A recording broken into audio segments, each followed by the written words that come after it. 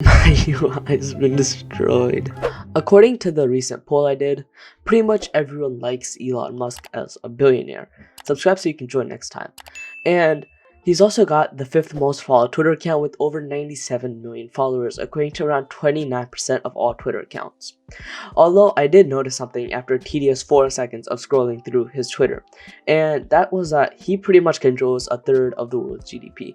Of course, this is an exaggeration, but if he were to tweet about some random crypto or startup, that would most likely be skyrocketing in its stock price, or I guess its crypto price, and it would return thousands in profits for investors. We've previously seen this with Dogecoin, and essentially, if you have no idea what I just said, imagine a plane ticket, and the ticket of that starts out $1. But more people buy the plane ticket, the price for that plane ticket will go higher, and vice versa.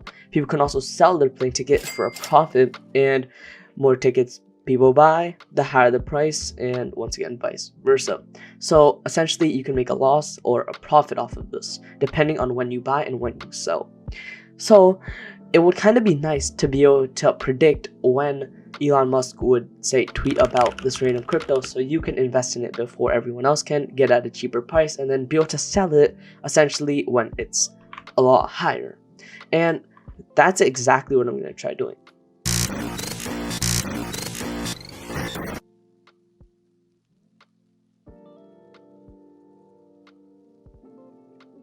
Okay, so the first way I tried to do this obviously did not work.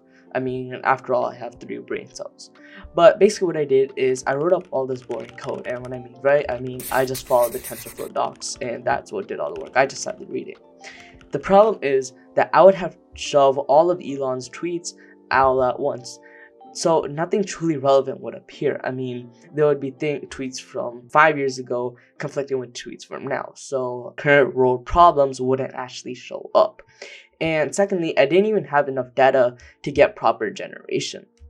It would just come up with whatever this mumbo jumbo is, and so I wouldn't be able to actually make something that's readable out of this, and I would have to do insane amounts of cycles.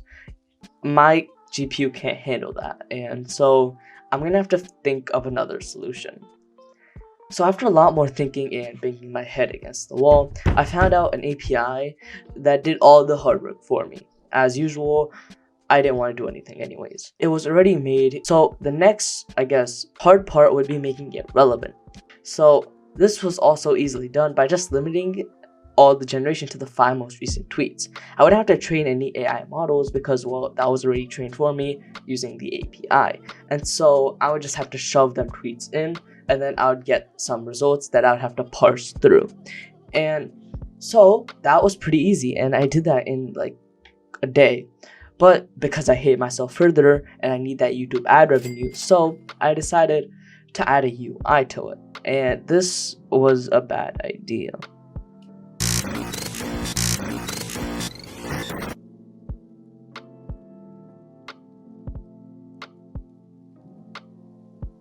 Making the UI part was super annoying, especially because I use tkinter, which is basically the most basic UI creation software for Python, and it's terrible at design, and it's insanely responsive.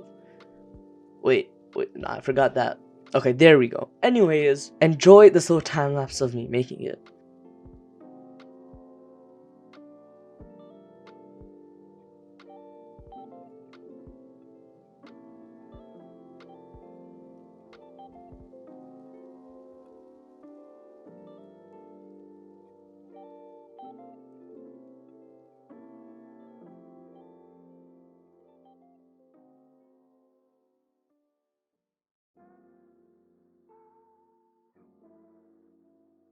Okay, here's the thing I made. If you think it looks bad, be quiet. No one likes you. But it does look bad. This is why people bully you. Here you can enter the Twitter user's username or handle, and it takes a bit of time because it has to do the predictions. But then it does return some text. There also is another button to generate another one, and you can keep doing this for as long as you want. You can also cross-check it with Twitter and see if it predicted the at least proper post and if it's relevant, and it usually is relevant to one of their recent Twitter posts.